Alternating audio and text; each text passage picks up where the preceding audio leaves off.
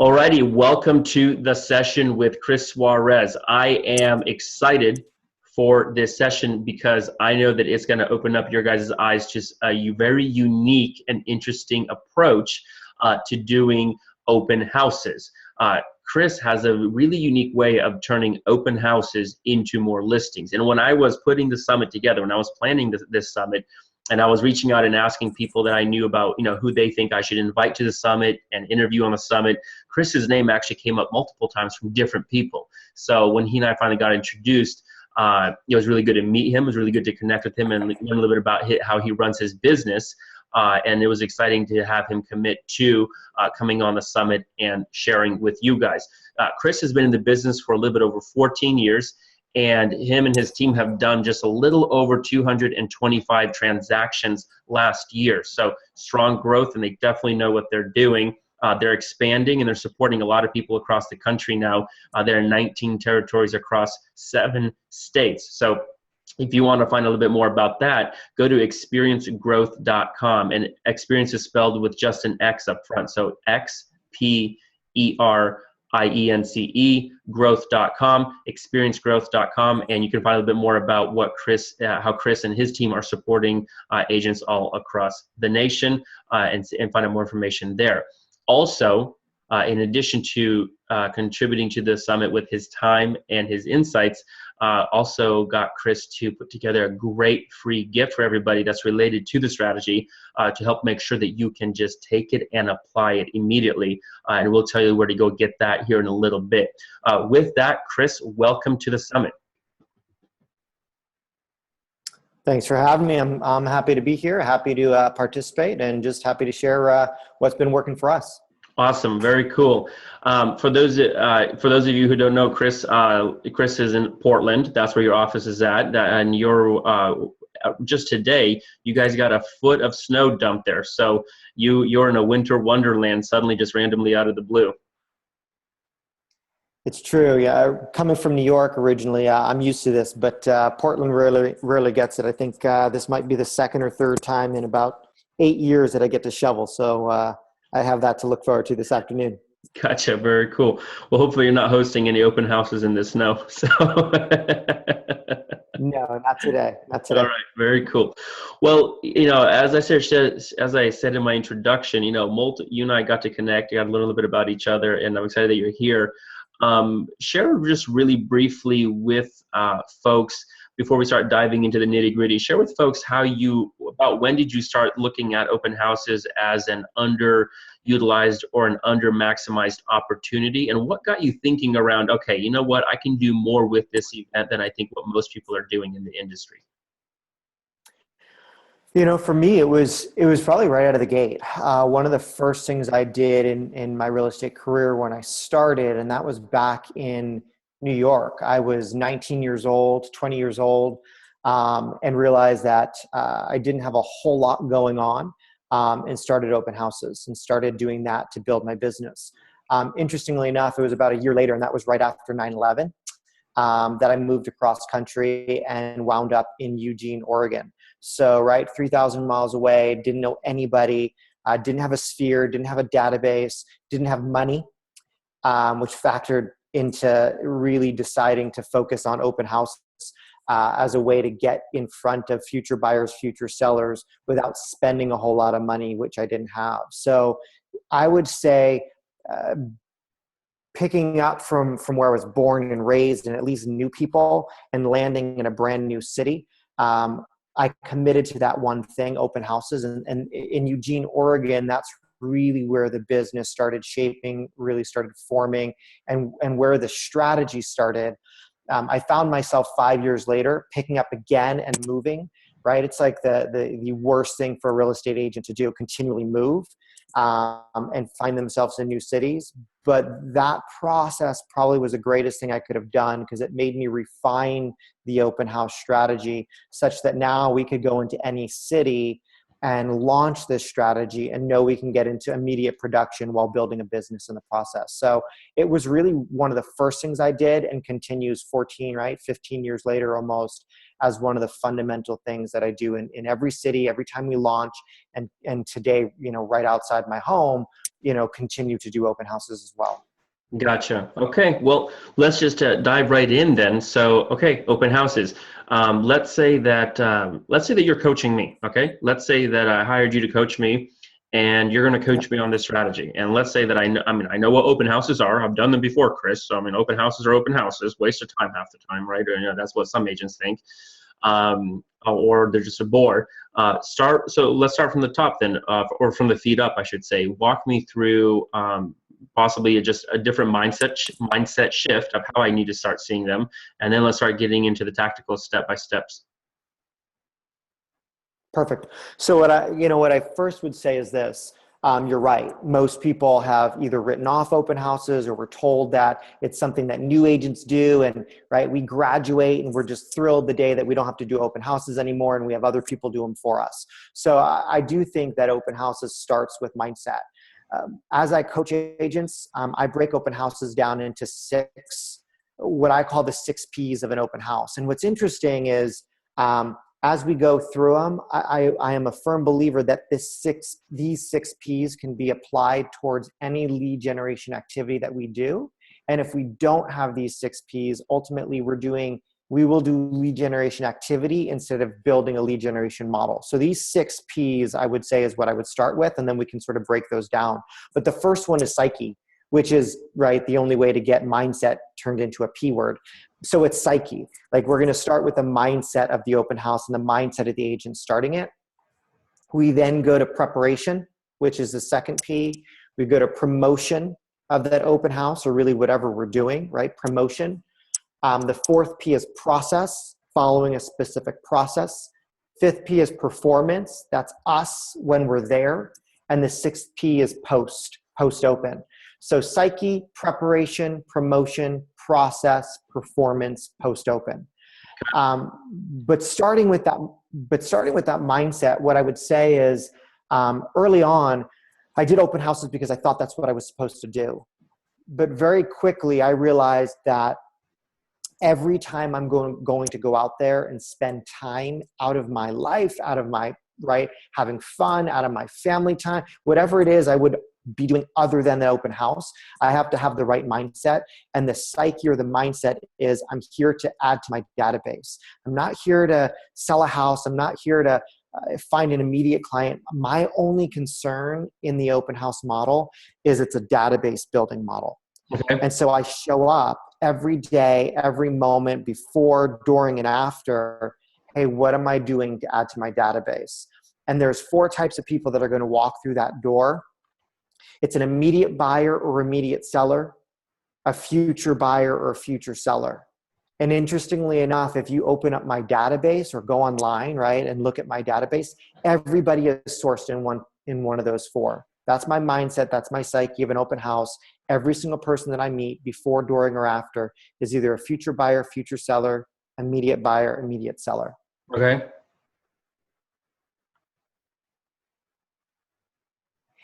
And going a little bit deeper there, what I would say is I'm a big follower of the MREA book, right? The Millionaire Real Estate Agent book, written by Gary Keller. And one of my favorite lines in that book, right? We all battle with this idea of, is it quantity or quality of leads? And some people argue, well, I just don't get a whole lot of quality out of open houses. I believe that quantity will always win. I believe that quantity of leads will always win, because quality is found in the quantity. And one of my favorite quotes in that book says, the octane of your fuel is irrelevant if you don't have enough to get to your destination. Right? So if I'm sitting on the side of the road, right, without gas in my tank because I didn't fill it up, I'm not going to complain to myself or like say, man, I wish I would have put in 92 grade, right? But I put in the 86 and here I am. Like, honestly, the octane is irrelevant. The quality is irrelevant as long as I have enough to get to my destination. So every agent on my team, or every agent that I coach, gets into this mindset that I am there. It's a numbers game for me. I have a goal set of how many people am I going to add to my database every single open house that I do. And if I hit that goal, I know that my business is moving forward. I'm going to build a big business. And so for me, showing up into a brand new city, not knowing anybody, not being really social, to be honest. Like, I'm not going to be out at parties, meeting tons of people. That's just not who I am. So my open house strategy was every single open house, I'm going to walk away with a minimum of 2 people added to my database. Now that's easy, right? I mean, most open houses, we're getting 8, 9, 10, 15, 20 people through the open house. My commitment is 2 people, 2 people, 2 people. I built a business model around 2 people. And so then I just work backwards based on statistics. How many people do I need through my open house to get 2 people into my database? And what can I expect from those 2 people added over the course of a year? So it does start with mindset. It absolutely starts with mindset. Gotcha. Okay, that makes sense. I like that. So 2 people, 2 people, 2 people, and of course, so that's the minimum. That's the minimum that you want to see. So that's the minimum result you want to get out of an open house, and you're looking for it, and you're intentional about it. So you don't think people coming through are a waste of time, or just that people looky loos or whatever it may be. You're being very intentional with everybody that comes through the door. Correct. And ultimately, I mean, the reality is it's very rarely do we end up with just 2, right? Very rarely, if we do our process, if we follow our process, we're going to end up with a lot more than 2. But I'm a fairly conservative goal builder and business builder, in the sense that I'm going to build this business and this strategy around 2. If I get more, awesome. And that's where we've outpaced our growth strategy always, because we're getting more than 2. But that's our mindset, that if we show back up from an open house with less than 2 people added to our database, then we did something horribly wrong, or we're not scripting right, or we didn't follow the process or the preparation, or we performed terribly. But the ultimate goal would be that we're building our database through that open house model. Got it. Okay. Well, let's dive into step number 2 then, promotion. So what does that look like? Yeah. So, well, first prep, right? So step number 2 is preparation. Oh, sorry. You're right. And then promotion. And yeah, no worries. No worries. So what I would say is this, exactly. So our preparation process is this. We have gotten it down to a science in that we understand that in order for us to perform, we are there to show and demonstrate that we are knowledgeable, we have skilled, and we are going to trade value for contact. Ultimately, we show up as traders, TRADER. We're going to trade value for contact information. We're going to earn the right to ask you for what your name, phone number, and email address is, because we have something of value to give you. So our preparation it stems from, what do we need to do to show up and provide value? So for every open house, and what's interesting is for some of our listeners, we're single agents, and we're thinking, well, like, what can I do as a single agent? Some of us are teams. I will tell you that the model is built for both. Our model is built so that as a single agent, I did this. As I grew, almost every part of this process is now leveraged. I have operations and administrative people that do everything but the performance, so that our agents just need to show up and perform. But what's interesting is this preparation part for many years was just me preparing, right? This is me setting it up. So what I would do is I would set up a digital folder, right? Whatever we used, right? Initially it was free, right? We used Dropbox, and we went to Google. Now we have a paid for digital folder system. But I set up a digital folder with the address of that property. So if I was doing an open house on Saturday or Sunday or Friday or Tuesday or Wednesday or whatever day of a week, I'd go up to my open house digital folder, I'd click on the address. And in there, I had prepared, and I had actives, pendings, and solds in that digital folder in a PDF, right? 3 different PDFs, actives, pendings, and sold around that open house. I'd have an economic report for the neighborhood, right? And that's one that I would just write the S&P report. I would do the CoreLogic report. I would download an RMLS report, but some economic data in that digital folder. I would have an item of value, which was typically what we call our total market overview. It's going to take the neighborhood, break it down into price points. A little work went into that, but once we build that can be used for a month. And then I would have a lead sheet or a link to that lead sheet. We just use a Google Doc lead sheet. And then also in that folder, I would drop in my script binder that I'm going to share with everybody on the call. So in there would be my script binder. Why? Because every time before that open house, I'm going to review those, right? Before, during, and after I have that, it's easy access. So ultimately, there's about 5 or 6 things in that digital folder. The last thing that went into that digital folder was a flyer for the home.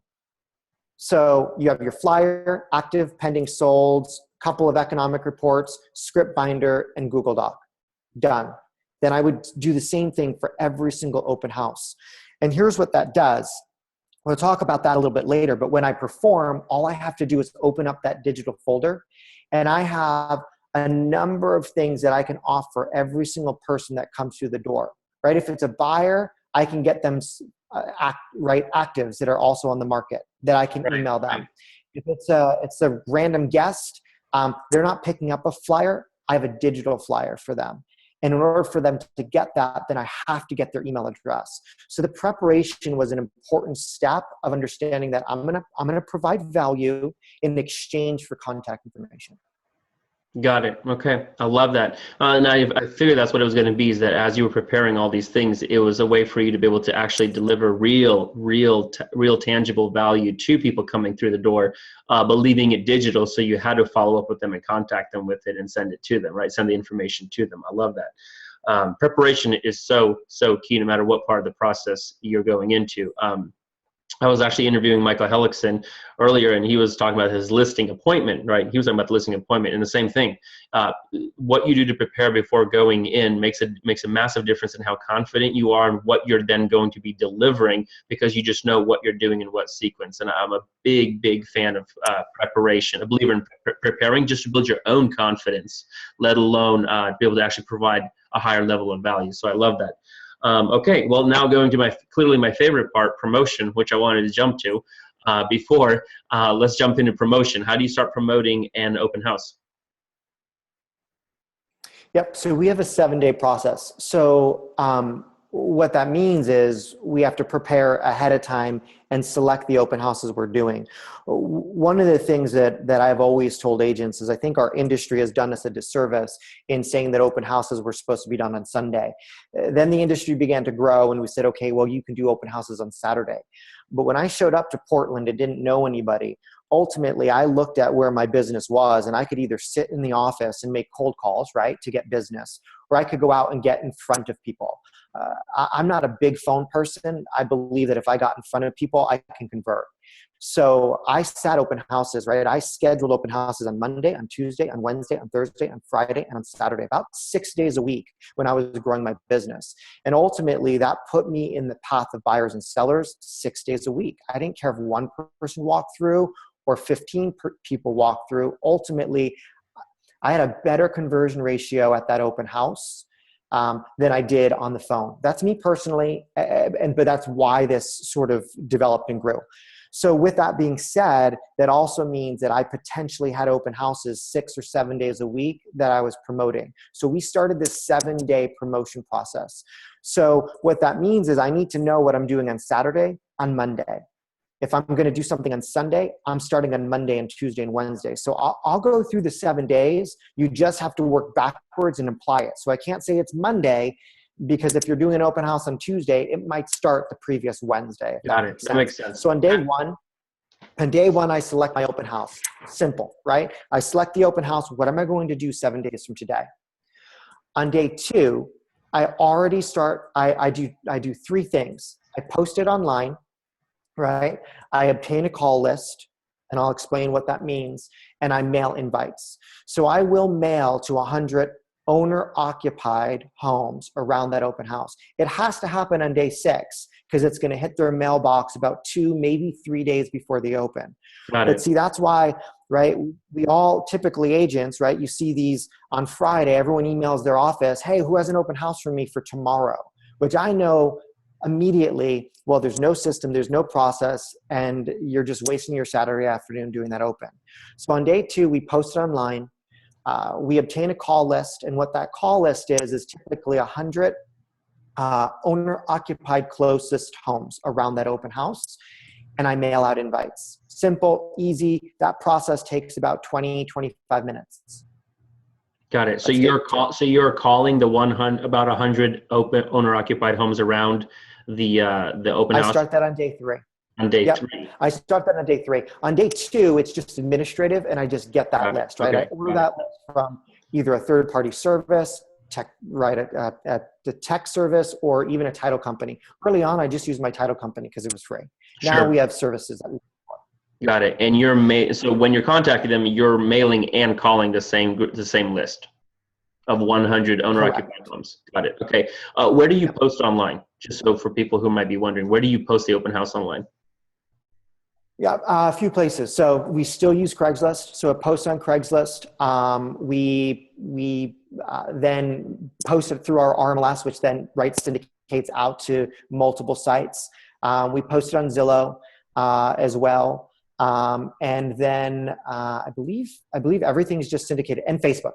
And a Facebook ad gets started on that day as well. We begin to boost that and do a paid for ad later on in the week, which we'll talk about.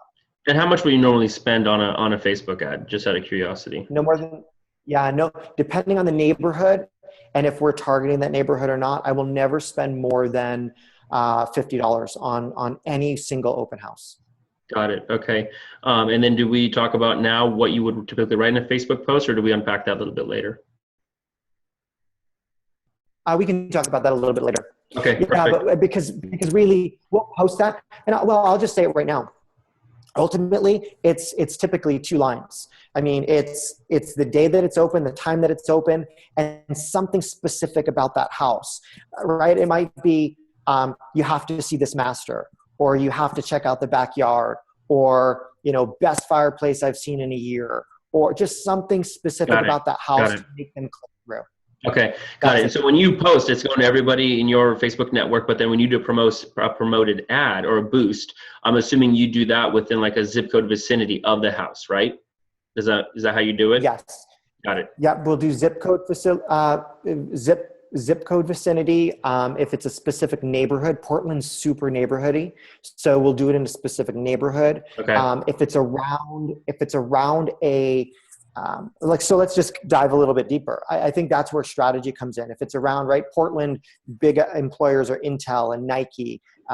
So if it's around Intel or Nike, we will actually target it to people that actually have that as an employer. Okay. Or are connected to those companies, with the thought that, hey, if you live here, if you work here, you might want to buy here, or you might already live around there, because almost everything we do, really, like, I don't care. I don't want to say I don't care, but I will say this: I will not pay for buyer leads. Like, if you look at my budget, I will only invest money in seller leads, because I believe through seller leads, buyers will show up. Through our advertising and through our marketing and through our outreach for our open houses, buyers are going to naturally come in. Okay. Everything that I spend time and money on, it's going to be seller focused. So I'm more concerned about what neighbors will see this post, what neighbors will be nosy, and what neighbors will see us being active in the promotion of their neighbor's home. And want to hire us more than anything. So it's not really buyer focused. It's more seller focused marketing and advertising activity. Got it. Makes sense. Pat Hyben repeatedly kept saying on his interview that buyers are the byproduct of listings. Love that. And I love that.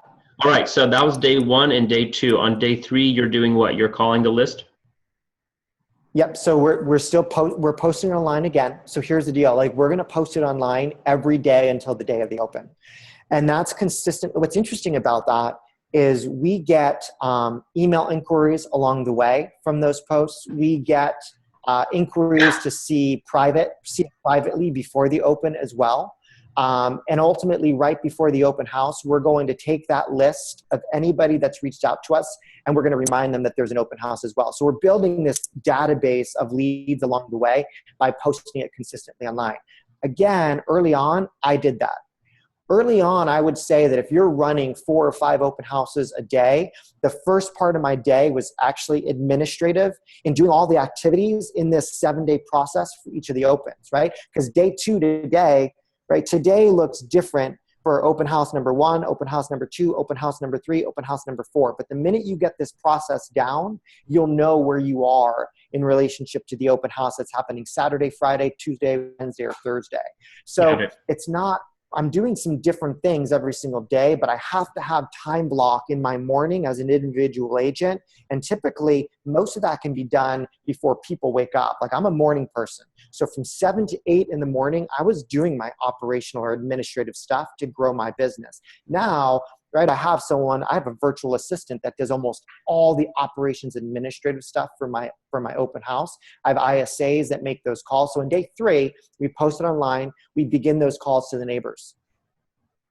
I used to make those calls. Now I have an inside salesperson that does that, right? Calling on behalf of any one of my agents doing an open house. And ultimately, these are owner-occupied homes, right? These are people that are neighbors. And we'll go through some scripts maybe later, but ultimately what they're doing is an important part of that call is calling that neighbor and immediately saying, hey, your neighbor asked me to call. We found that that's a huge piece to that phone call or that door knock is your neighbor asked me to invite you. It isn't me as a salesperson reaching out. Isn't me as an agent reaching out. It's your neighbor asked me to call you, and that's why I'm doing it. It has that personal connection. And later that I look at every homeowner as a future seller or immediate seller. I'm going to ask them the same thing. Hey, can I call your neighbors on behalf of you? So that's part of our listing presentation as well. But our ISA now calls. So we call the neighbors, and a sign goes in their yard. So day 3, a sign goes in their yard. And it is a very generic sign. All it says is open Saturday. So we have printed signs: open Monday, open Tuesday, open Wednesday, open Thursday, open Friday, open Saturday, open Sunday. Whatever day that's going to be open, we put out that sign. And then there's numbers that we literally tape on, right? Open Saturday from 11 to 1 or 12 to 2 or 1 to 3. We just change out the numbers based on when that open house is going to be.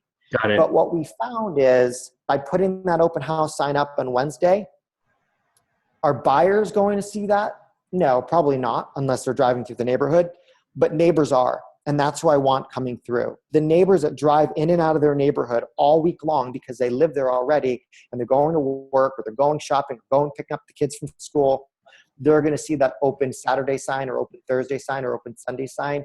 And mentally, they may, if they care, if they're thinking about value, if they're interested in real estate, they'll make a note to try to stop by. And we've increased our neighbor traffic by putting out that sign by the 3rd day.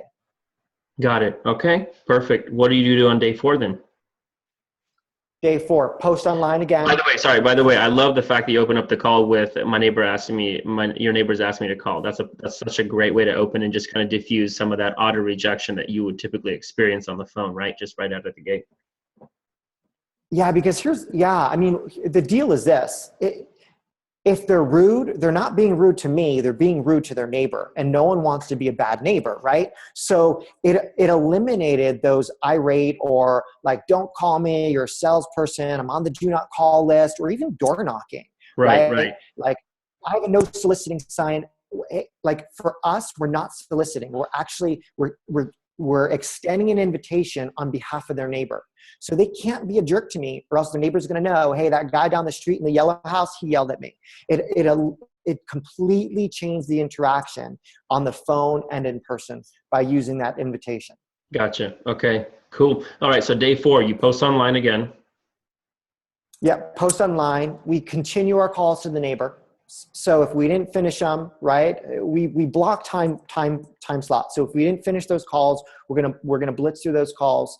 We're gonna invite our database tags, and what that means is if we're gonna focus and build an open house business, along the way, in our Google lead sheet that I referenced in the digital folder, we're gonna make sure that we understand what neighborhood each lead came in from. So if they were an open house tag or an open house lead, we're going to tag them with the neighborhood in our database. So when we go into our database, we'll have a tag per neighborhood, and it's quadrant. Like, Portland's a quadrant-y city: Northeast, Southeast, Southwest, Northwest, North Portland. We're going to tag them with someone that came to an open house in that quadrant, so that moving forward, every time we have an open house in that quadrant, we will pull that tag and we'll invite that portion of our database to this open house. Got it. We Okay. don't care if they engage with us. We don't care if they never engage with us. They may be a client of ours now. That's okay. They're going to see that we continue to be active in that space. So we'll send out an invite on day 4 to that group to the open house as well. Okay. Awesome. Then we'll go through all sign calls that we've received on that listing. If it's one of our listings, we'll invite them to the open house. What we have found is a lot of times we'll get sign calls. We won't convert that sign call, or they're just not really that interested. So they don't set up a personal appointment to see that house. But if they know it's open, they'll stop by. So we invite all sign calls on day 4. And any internet lead that we have attached to that listing, which we track per listing, sign calls and internet leads, we'll actually send them out an invite as well. So day 4, a lot of invitations get sent out to a broad group of people. Got it. Okay. And what are we doing on day 5? Yeah. Posting online again. We'll boost the social media post. Really, that's just Facebook. So we'll boost the Facebook page, Facebook ad on day 5. And that's where a lot of our preparation happens as well. So we'll prepare our market stats, our comps, our digital folder, all happens on day 5. Okay, got it. I'm taking notes while you're sharing, so No, you're fine. Class is in session right now for me, so I'm taking notes. Day 6, we post it online again. So again, what's interesting about that is this system or this process forces, like the leads get generated by nature of following the system or following the process. Yeah, I can see that. I read, there was an interview with Scott Adams, creator of Dilbert, and he said, and this isn't a Tim Ferriss book, but he said, losers have goals, winners have systems. And it's so perfect for real estate, because real estate agents, right? We spend all this time on goals, and I have a goal of doing 50 open houses, and I have a goal of doing X production. I have a goal of and the reality is if we don't build a system around that goal, we're going to lose anyway. So, right, losers have goals, winners have systems. So this system forced us to do the same thing again and again and again and again, take out all variables and really perfect the system. So day 6, we're going to post it online. We're gonna boost the social media post again, right? And we're going to door knock. So that's where the door knock comes in. And I'll be honest. When we first started, like I'm that guy, huge goals. Like we're gonna door knock 100 doors. We're gonna door knock 50 people. And the reality is we set such a big goal that nobody wanted to do it. Like we always skipped that part because it was just too much time or too much energy. It was too overwhelming. So now we have a goal of hitting about 20 doors. That's it. Like really that is like up one side of the street, around the corner and back. 20 doors every open house. What we found is we don't have to hit 50 doors or 100 doors. Like we can greatly increase our traffic and our ads to the database by just getting to 20, no more than 25 doors on day 6. Okay. And that's the day before the list. That's the day before. So yeah, day before. Yep. Okay. Correct. Day before the open house. And then day 7, what we have is if you didn't do your door knocking, you're going to do it, right? So, or if you didn't finish it, or for whatever reason, if you need to, and some of my agents will say, I don't want to make a second trip out to the property. And I get that. So I'm going to do it the day of. What we have found, I'm just going to tell you what we found is it's much more productive doing it the day before. If you didn't do it the day before, you still should do it the day of. So get out there, right, an hour early and door knock. And then really day 7 is just about door knocking if you haven't done it and getting directionals up. I will say that we have a rule that a minimum of 7 signs up for every single open house. And I've heard lots of things, 7, 10. Like each one of my agents owns and has 10 signs. Our expectation is get 10 signs up. The you failed is 7, right? If you don't have 7 signs up, we have a problem. But ideally you have about 10 signs up per open house. So you're just putting them all around the neighborhood in different areas? Yeah, I mean, going back to strategy and selection of open, we don't want to select opens that take you more than 3 signs to get there from a main artillery. So we are very hesitant to do an open house, right, deep into a neighborhood that it takes you 7 signs to get there, because chances are one will fall down, someone will, right, sign traffic will get bored, like they won't follow through. So from a strategy perspective, we don't like to do open houses that take more than 2 or 3 signs off of a main road to get to. Got it. Okay. And I will go back, I'll go back before we even get to performance. And when we're camped out in really preparation and promotion, what I will say is strategically what we've found is time of day does matter, location does matter. And strategically we look for, we can do an open house any day of the week and be highly successful as long as we choose location and time right. So for instance, Tuesday morning, Wednesday morning, awesome, like lead generation times for open houses. If we select an open house around a school, around the time that parents are coming back from dropping off kids. So we'll do around schools, we'll do lunch hour open houses around big employers, right? When there's an office park around somewhere where there's a place where a lot of people will go for lunch, awesome. So we'll do an open house from 11 to 2.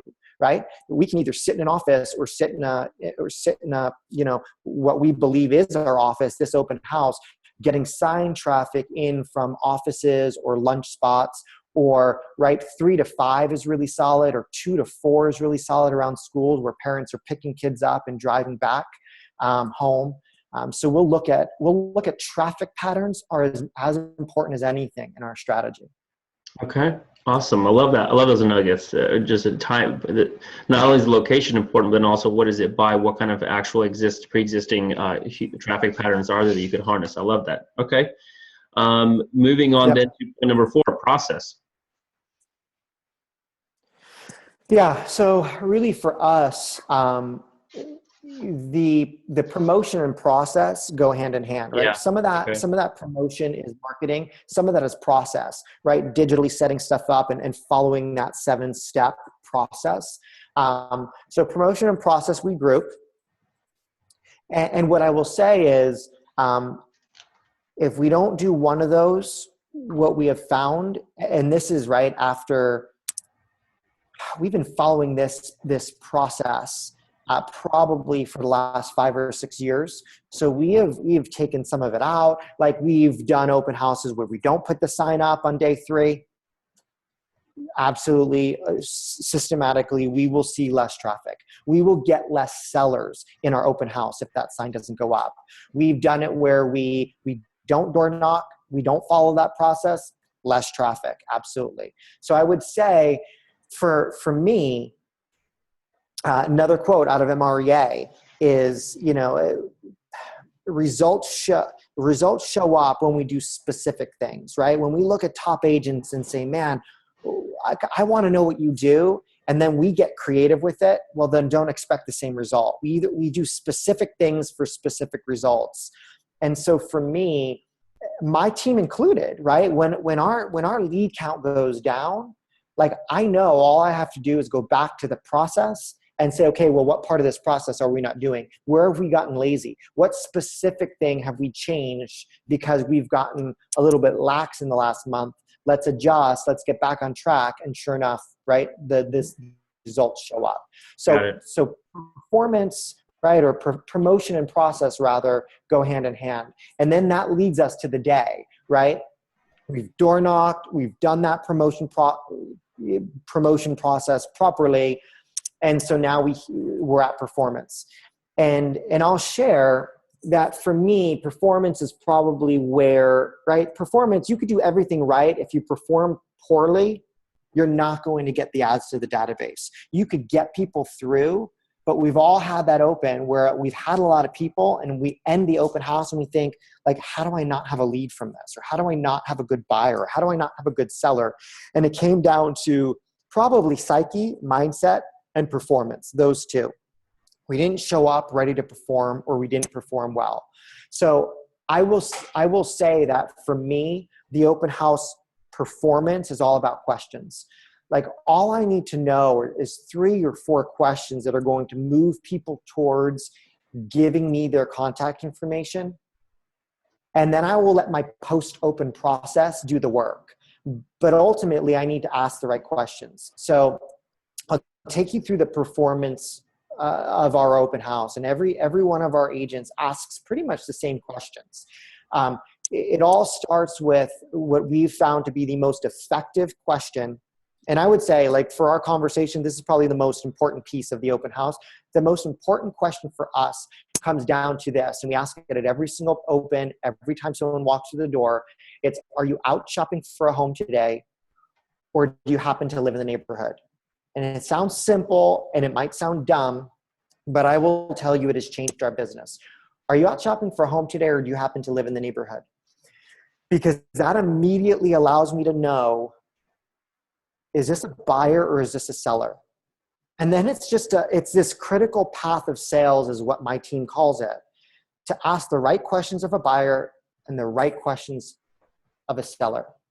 I love that. That is such a seemingly natural, easy question to ask that doesn't feel canned or forced, or scripted in any way. But their answer does immediately tell you exactly what category they fall into. I absolutely love that. And what we found is oftentimes we immediately try to go into this sale, like, hey, we have a customer, like, let me introduce myself, let me get them to sign in, we do these sign-in sheets, we do all this stuff. At the end of the day, all we do is ask, hey, are you out shopping for a home today, or do you happen to live in the neighborhood? And we hope, quite honestly, we hope they live in the neighborhood, because that means our system worked. That means we got the seller through the door. And a lot of people, like, that allows them to just be like, oh, I'm just looking. Oh, awesome. So do you live in the neighborhood? Like, I'll ask that again. But immediately I'll know, okay, if they're shopping, I'm going to go down a question path. If they live in the neighborhood, I'm going to go down a question path. So let's say they're shopping. If they're shopping, the very next question I ask is, awesome, how have you been getting into homes? How have you been getting into homes? Here's what that does. What I found is if we ask them, oh, great, do you have an agent? Because that's what most agents want to ask. Like, do you have an agent? Because then you know whether to pounce or not, right? So do you have an agent? And they immediately, like 90% of people are going to say, oh yeah, I have an agent. They may not. It's like when you're in a department store and you're like, do you need any help? No, thanks. I'm just looking, right? Can I help you with something? Nope, I'm just looking. Like, they always have an agent. So instead of asking if they have an agent, I ask them, how have they been getting into homes? Now, if they have an agent, they're going to say, oh, my agent's been showing me homes. I'm cool with that, right? I understand that. I respect that. And I love that. And I typically will then ask them who their agent is and encourage them to continue working with them. Like, I love that. But if they say, oh, we've been going through open houses, win, right? Because that's not the way to look for a home. And I know that. Right. Now I know how to provide value. If they say, oh, we've been online, awesome, what sites have you been looking for, right? Like, it just allows me to engage in conversation, and it allows me to go back to my digital folder and find a simpler way to help them. So right from there, how have they been getting into the homes? If it's open houses, I'll say, awesome, I have a list of open houses that I can send you that's open all weekend. Would that be of value to you? And there's that other question. Like, the 2 other questions that whether they're a buyer or the seller, I ask this. It's the start of the question. You can end it however you want, but they're magic. It's, would you be offended if, and would it be of value to you if? And here's why. Think about any way that you can end that question. Would it be of value to you if I emailed you a quick list of all the other open houses? Would it be of value to you if I provided you, if I let you know what this home sold for, if it's a seller? Would it be of value to you if I sent you a quick report on values in the neighborhood? Would it be of value to most consumers or most humans? If I think something's valuable, you're not going to say no, right? Like, think through that. Would it be of value to you if I sent this to you? No. Like, it's just an awkward no. Right. So got it. push them towards that yes. Like, would it be of value? If I think something's valuable, whether you think so or not, you're probably going to engage and say yes. The other question that I use is, would you be offended? Hey, would you be offended if I sent you a flyer for this home? Would you be offended if I sent you the other open houses that are open?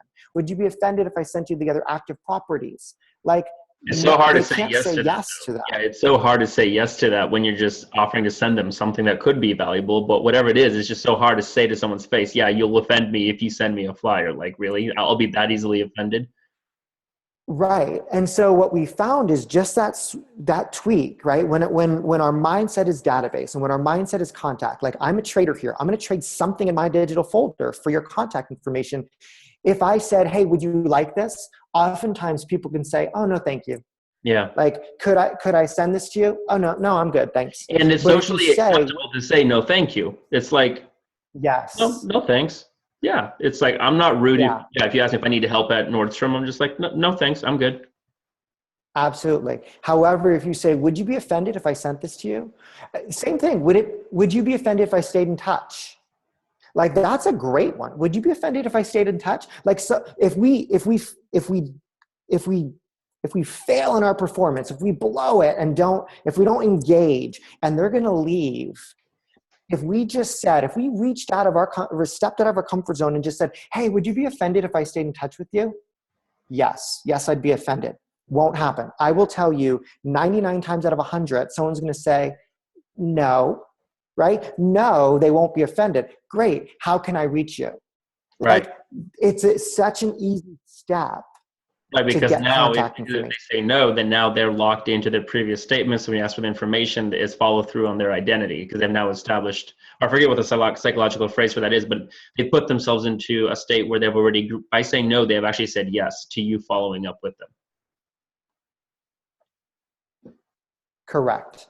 And that for us, like, interestingly enough, are you out shopping for a home today or do you happen to live in a neighborhood? I know if they're a buyer or seller. Now I'm just going to think, okay, what value do I have to a buyer? What value do I have to a seller? Right? So I'm just going to engage in conversation. So what is we said, like, if, sorry, is that the end of the question path for buyers? Because I want to make sure we go through like a basic question path for the sellers as well. Yeah, so let's go through buyers. So I have a few questions. How have you been getting into homes? Would it be of value to you, right, if you were able to see every home currently on the market in an hour instead of hopping through open houses? So it really depends on how they've been getting through. And would it be of value to you have a list of other open houses? So I don't necessarily care about setting an appointment. Some agents are like, hey, set that appointment, get a consult. For me, I just want contact information. My goal is to provide value such that they want to work with me. With a buyer, it's that simple. Okay. With a seller, if they say, oh, no, I happen to live in the neighborhood, then I say, awesome. My favorite visitor to open houses are sellers. And here's why. You probably love the neighborhood because you live here. And I'd love for you to help pick your neighbor. So I just engage with them and say, hey, like, get them to not feel nosy, because most sellers feel a little bit awkward. Like, they feel like, oh, now I'm inconveniencing you. I let them know right away my favorite visitor is them. And it sort of puts them at ease. My next question is, are you familiar with property values in the area? Are you familiar with property values? Most sellers are going to say, yeah, I stay up to date with it. And then I say, okay, great. How have you been doing that? How do you track values? And they're going to say something. Then immediately, would it be of value to you if I sent you, right? And I have my total market overview for the neighborhood. Or would it be of value to you if, period. My favorite is, would you be offended if I let you know what this house eventually sells for? Yes, please don't do that. Like, no one's going to say that. Again, I'm going to get contact. When you get their contact information, like, let's say, hey, would you be offended if I sent you property values or an economic report for the neighborhood, or would you be offended if whatever it may be, or a value? Yep. When you get their contact information, are you sending it to them right there from like the kitchen table on your laptop, or are you just recording it but sending it later? Nope. For me, immediate response is awesome. So they're still in the house when you're they're still in the house. I have a digital device. All my agents do. And ultimately, that's why we have the digital folder. Same thing with the flyer. Like, that's a simple question too. Would you like a flyer on the home with some information? The typical answer is yes. And they're thinking you're going to hand them a flyer. They've already said yes. Great. We use digital flyers. Where can I send it? It'll get sent to your phone right now. Because Now, we're some green people and we say, want oh, to save no, trees. yeah. Some people will say, oh, no, forget it. Some people say, oh, no, forget it. But the most people have already said, yes, they want a flyer. Like, it's hard to back out of that. So again, it's just value in my digital folder. How can I get it to them? Got it. Okay. And so when that seller says yes and they want a report, I'm going to immediately ask for their email. Great. I'm going to send that to you right now so you have it. What's the best email to reach you at? So what I started finding was I had all these emails, but ultimately the better form of contact is voice to voice, right? Phone, to me, in my world, is still the best way to convert. So we added a simple question or a simple statement. After I get their email, all I say is, okay, great. In case that bounces back, what's a good number to reach you? So interestingly enough, I was asking for emails, but I wasn't asking for phone numbers. So I had this huge database of emails. That was great. But then by just adding that consistent, every time I get an email, great. If that bounces back, what's a good number to reach you at? It just 9 times out of 10, I guarantee you, I'll also get their phone number. So it's just adding one script or one question to that stream to build a stronger database. Once in a while, you get that seller that doesn't want to give you anything, right? That doesn't want to give you email or phone number. They're just there to look at the house. And I'm okay with that too, because all I'm going to care about is their last name. They said they live in the neighborhood. I'm going to ask them their name. Great, my name's Chris. What was your name? John. Great, John, what was your last name? Like, all I know is I need their last name. They live in the neighborhood. I can track them down. My title company can get me their name. I know that they live somewhere in the vicinity. I'm going to pull up their last name. I'm going to have their mailing address. And now they're going to go in my database as a future seller. See, for me, it's a database game. So every open house I'm adding to my database, whether I have phone number and email or whether I have a mailing address for them. And that performance, if done right, allows me to go to my post open. And that post open, right, before the end of the day, they're going to have a handwritten note saying, hey, thanks for coming. So even if I don't have their email or phone number and I have their name, my goal is a future seller database. Sellers are king in our business. And so if I got their last name, I am going to put them on a mail campaign where I'm going to send them a thank you note. I'm going to send a market report. I'm going to send them that just sold. Right? There's a system and a process behind that they then get on a 12 direct or 12 touches a year moving forward. And they're going to hear from me whether they realize it or not. Got it. Okay. Very cool. I love that. I love that process. I love that there's an actual step-by-step broken down sequence to the performance there. So you know when somebody comes in through the door exactly what you're going to ask and then what direction you're going to go, and then you know the 4 or 5 immediate steps you're going to take, and you know you've got something of value to give them. So I really like that it's so simplified and refined. I love that. Okay, and then now moving on last to question. Sorry. Yeah, okay. Yeah, no. I'm just going to say the last question. I got this from another agent, and I love it. Kasia Olik, who's an incredible open house agent at, I think, Tulsa. But she shared this question with me. If everything else fails, right, but you've engaged with them, you've talked to them, you just haven't been able to get contact information before they leave, what we added was, I've really enjoyed our conversation and would love to continue it. Would that be okay? Again, it's one of those questions that, man, if someone says that to me, how do I say no? No, thank you. Like I've just said, I've really enjoyed our conversation, would love to continue it. Would that be okay? Like just get comfortable with that. We've earned the right. We've earned the right by nature of the work that we've put in and the value we've offered them to ask for their contact information. It's just such a simple way to do it. Our contact information ratio went up considerably by adding that last question, because maybe we just stumbled, maybe we just weren't on it, but we're friendly, right? We were friendly during their visit. Hey, I've enjoyed talking to you. Would love to continue our conversation later. Would that be okay? It's such a normal human way to interact. And then immediately you've added someone to your contact, right, to your database. Right, and they say, and let's say that all this has failed. You do say that, and then suddenly say, yeah, sure, that's fine. Then you say, okay, what's a good number for you? Or how do you, what's the next thing that you ask them? How can I reach you? So for you? We prefer first email, and that's because we can send them value. So immediately, and it's easier to get a phone number after email than get email after phone number. See, if I ask them for their phone number, I can't say, if you don't pick up, what's a good email to reach you at? Like, so if I ask them for their email, I will always ask for email first. And then I use my line, hey, if for some reason that bounces back, what's a good number to reach you at? Got it. So that's the best way, the best strategy to get both. Okay, got it. Perfect. Makes sense. Post-open. So post-open starts typically from the open house or immediately thereafter. So oftentimes, right, we do the open house, we just can't wait to pick up those signs and be done with it. But again, that's just because we went in with the wrong psyche and the wrong mindset. So for us, our follow-up starts immediately that day. And if we have a phone number, like let's say it's a buyer. If we have a phone number for that buyer, and typically we'll pick up the phone same day and just say, hey, we met earlier today, right? Or worst case scenario, the very next day, right? If it's Saturday and you're running off to your family or a sporting event or whatever after the open house, no later than 24 hours after, hey, we met yesterday. So we don't wait till Monday follow-up. A lot of our opens are done on a business day anyway, right? So we same day or very next day, hey, we met earlier today or we met yesterday. I wanted to let you know that I went back to the office. I did a little digging. I know the house that you saw wasn't quite perfect for you, but I found a few others that I believe would be great. When's a good time we can go see them? Okay. So immediately, I want them to know something. I want them to know that I listened to what they said, and I want them to know that I did some work.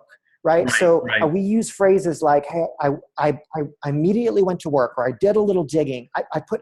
We want them to know we put energy into it. And here's why. If they went to one open house, they probably went to 2 or 3 or 4 that day. And I need to separate myself from the other agents, right? Because all those agents want that buyer, or all those agents want that seller. I will separate myself from immediate contact, by immediate contact, and showing them that I'm willing to do work. So that's the script we use. Every phone number we get gets a call that day or immediately thereafter. Now, if it's a seller, hey, I went back to the office and I pulled a quick report for you. I wanted to share with you what's going on in your neighborhood. It's something specific to them. If it's a seller, they will also get a handwritten thank you note. I don't write those anymore, but immediately in that lead sheet, let's go back to that Google lead sheet. It's a live document. So actually, like all my agents see leads going in as they're at the open house. We see which agent is getting more contact information too. So there's competitiveness there. But our virtual assistant is attached to that lead sheet. And every single day she goes in and she sees the name, the number, the email address, the notes, the tag for the neighborhood, immediate buyer, future buyer, immediate seller, future seller. They put them on a campaign and they write a thank you note. Got it. So a thank you note gets written to those people too if we have an address. So post-open, that same day is really important. And I think where we fall down as agents is we do the activity and we expect results and then we stop. So we have 3 different campaigns that follow up. And this is straight out of MREA, right? The Millionaire Real Estate Agent. We have a 12 direct for sellers that perhaps we didn't get their email. We didn't get their phone, but we know where they live. And what a 12 direct is they're going to get something in print from us once a month, every month until they either call us and say, stop mailing me, or, right, well, I guess that's it. I mean, some of these people have been on campaigns for 5 or 6 or 7 years. And what that looks like is they're in our mail campaign for, right, these are the homes we sold this month. They get just listed, they get just sold. So they're clearly going to get more than 12 direct, but they're put on a mail campaign for sure. If we've connected with them and we've engaged with them, they're going to go on what we call, right, our 33 touch, right? 33 touches of a course of a year. Like, this is, a lot of people in the industry do this. The problem is we just haven't built them. We say we're going to do it and we just haven't built them. They don't get plugged in. So I would say as important as anything in this process is building something consistent with who you are and who you showed up as the open house, with a systematic follow-up campaign. So remember, we don't have a ton of campaigns because we only have 4 types of people in our database. They were either buying now, buying sometime in the future, right? Selling now, or selling sometime in the future. So we have 4 campaigns: immediate buyer, immediate seller, future buyer, future seller, and that's it. So every person that walked into that open house gets put on a campaign the day they walked into the open house, because it's in our Google lead sheet. And our virtual assistant then takes that and puts that into our database, whatever that database looks like. Got it. I love that. I love that. I like the simplicity of the follow-up process in terms of what you're going to be focusing on and how you're treating it. That's a really easy, simple way to segment your database and then think about it. And an easy way to segment it and think about it. Let's now share with folks where they can go get your the free gift that you're going to be that you're giving away to everybody. It's your open house script binder, which you mentioned in the preparation process or during the preparation phase. And I'm going to tell them where they can go get it, and then I want you to share a little bit about what's in it and what they can expect to get from it when they go and download it. You guys can go to holditopenandclosethedeal.com/summit. So I know it's a long name, long domain, but just it's all spelled out. Hold it open and closethedeal.com/summit, and on there you'll be able to download Chris's open house script binder. Now with that, I know that it covers the performance and the post of the open house. Can you break down just a little bit about what's going to be in it and how people can optimize using it for their open houses? Yeah, awesome. So ultimately what you're going to see in that script binder is the scripts we use for each part of that promotion and process. So what do we say when we call the neighbors? What do we say when we door knock? What is our critical path of sale at the open house? How do we start it? We've talked a little bit about that. How do we go down that path with a buyer? How do we go down that path with the seller? What are those scripts and what are the top questions we use? And then after the open, what does our phone call look like? What does our email look like? What is the messaging for that post open? At least the beginning of those messages.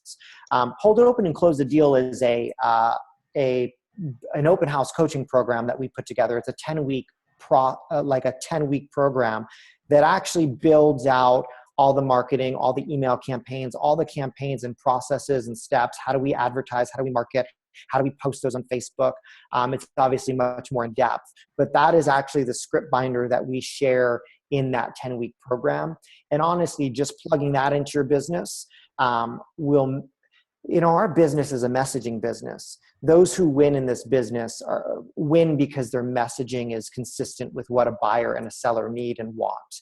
And so we believe that if we focus on messaging, if we show up and before the open house, we say the right things. At the open house, we say the right things. After the open house, we say the right things. And we're following a system and a process, then it is impossible for us not to have a big business with open houses. It's probably the simplest, easiest, most affordable lead generation strategy out there. And that's why we've expanded across the country with this open house model. Absolutely love that. Absolutely love that. Well, this has been a very in-depth and content-rich interview, Chris. And I really appreciate you going so in-depth on everything and breaking it down. I mean, I personally took actually 4 pages of notes while you were talking, and I didn't get a chance to write everything down. So I hope that you guys who are listening did do just that, take notes. If you weren't able to keep up, you can obviously re-listen to this.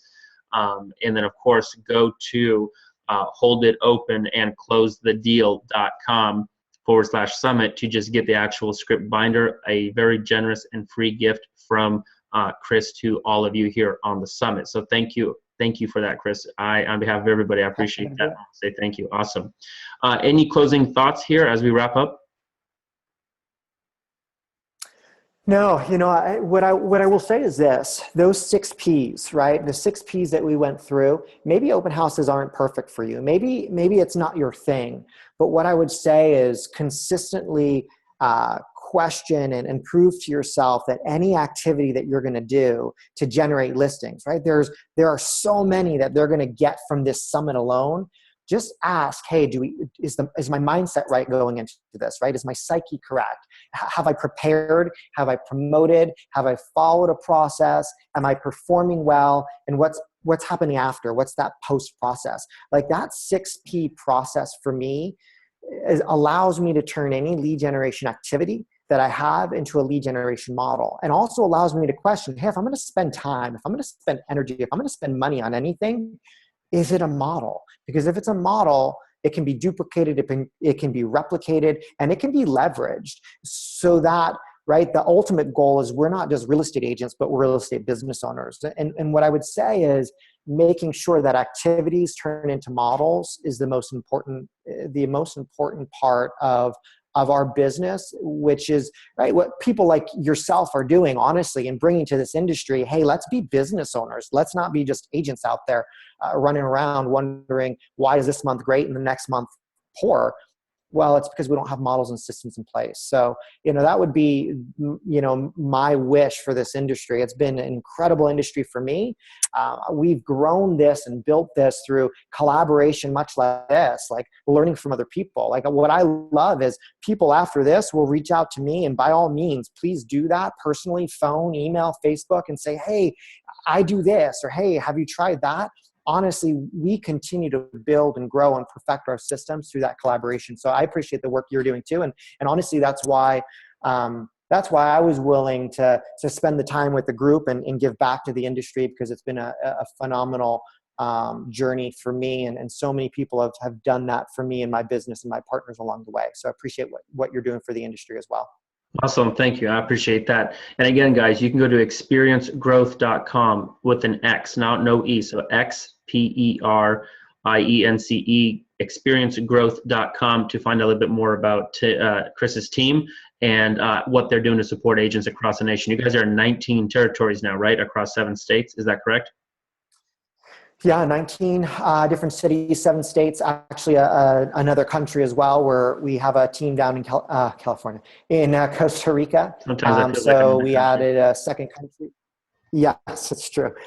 We added a second country to our expansion as well, and continuing to look for talent both as partners and regional directors and leadership in our organization. And also just a quick reminder that URL, holditopenandclosethedeal.com, /summit will get you that free script binder. Holditopenandclosethedeal.com will give you more information about that 10-week course that we'll spend an hour a week together for 10 weeks about that open house system and process as well. So happy to engage or answer questions about that along the way too, even personally. Perfect. Yeah, I encourage you guys, everybody, go check that out too. I mean, download the free binder, and then obviously go and check that out. Then that again is holditopenandclosethedeal.com. So, okay, perfect. Well, awesome. Chris, I really appreciate your time and your contribution. We have everybody. Thank you. And I'll look forward to connecting with you soon. Awesome. Thanks, buddy.